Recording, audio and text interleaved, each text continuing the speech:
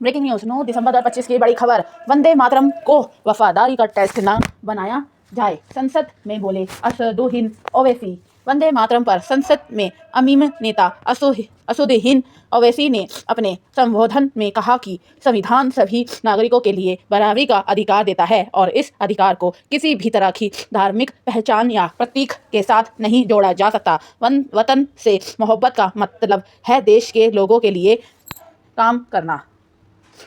लोकसभा में वंदे मातरम के 150 साल पूरे होने पर हुई विशेष चर्चा के दौरान अमीम नेता असदुद्दीन ओवैसी ने अपने संबोधन में संवैधानिक मूल्यों, धार्मिक आज़ादी और राष्ट्रवाद के स्वरूप को लेकर कड़ा रुख अपनाया। उन्होंने चेताया कि किसी भी तरह से देशभक्ति को किसी एक धर्म या पहचान से जोड़ना संविधान सिद्धांतों के खिलाफ है और इससे सामाजिक विभाजन बढ़ेगा।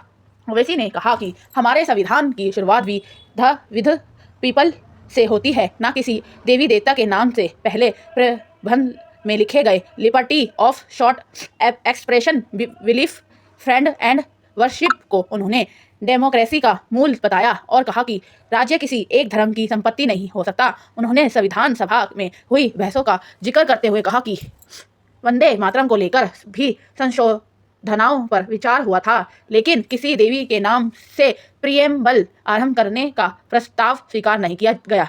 ओवैसी ने कानूनी मिसाल पेश करते हुए कहा कि सुप्रीम कोर्ट के नज़दीकी फैसलों और दिशा निर्देशों को देखना चाहिए, जैसे कुछ मामलों में राष्ट्रगान राष्ट्रगीत को लेकर दिए गए रुख और वह तर्क दिया कि वंदे मातरम को जबरन किसी की वफादारी का मापदंड नहीं बनाना जाना चाहिए। उन्हें कहा कि वतन से मोहब्बत होना अलग बात है, मगर देशभक्ति को धार्मिक अनुष्ठान या पाठ से बांध देना संविधान के खिलाफ है।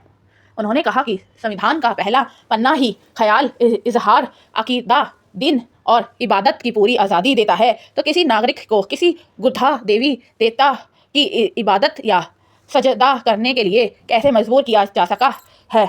उन्होंने कहा कि यह व्यक्तिगत स्वतंत्रता का मामला है और किसी और अपनी मान्यता थोपने का अधिकार नहीं है। ओवैसी ने आज़ादी के आंदोलन में मुसलमान, सिख, हिंदू और अन्य समुदाय के योगदान का हवाला देते हुए उस पर जोर दिया कि देश के लिए कुछ लोगों की कुर्बानी और उनकी वतन भक्ति को भुलाया नहीं जाना चाहिए। उन्होंने अनेक नामों का उल्लेख कर कहा कि उन्होंने अंग्रेज़ों के खिलाफ संघर्ष किया, वह भी वतन के सच्चे प्रेमी थे और इसलिए वतन की मोहब्बत को किसी एक सामूहिक पहचान का नाम नहीं दिया जा सकता।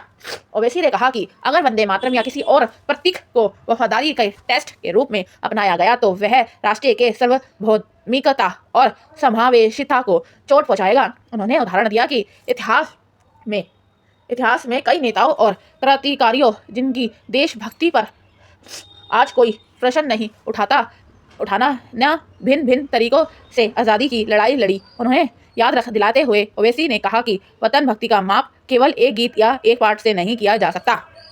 ओवैसी ने अपनी धार्मिक पहचान और आस्था का जिक्र करते हुए कहा कि इनका ईमान उन्हें यही सिखाता है कि अल्लाह की इबादत और नागरिक कर्तव्यों के बीच कोई टकराव नहीं है और संविधान उन्हें आर्टिकल 25 के माध्यम से धार्मिक आज़ादी देता है। उन्होंने स्पष्ट किया कि देश के प्रति मोहब्बत उनके भीतर गहरी है, फिर भी वह किसी भी तरह की जबरदस्ती या पहचान आधारित वफादारी की परिभाषा का समर्थन नहीं करते। ओवैसी ने रविंद्रनाथ टैगोर के पत्रों और विचारों का हवाला देते हुए कहा कि संसद और सार्वजनिक जगह सभी धार्मिक समूह के लिए समान रूप से खुली होनी चाहिए। उन्होंने चेताया कि अगर राष्ट्रवाद को किसी खास धार्मिक पहचान से जोड़ दिया गया तो यह आज़ादी की उन बुनियादी कसौटियों के खिलाफ जाएगा जिनके लिए अनेक समुदायों ने संघर्ष किया।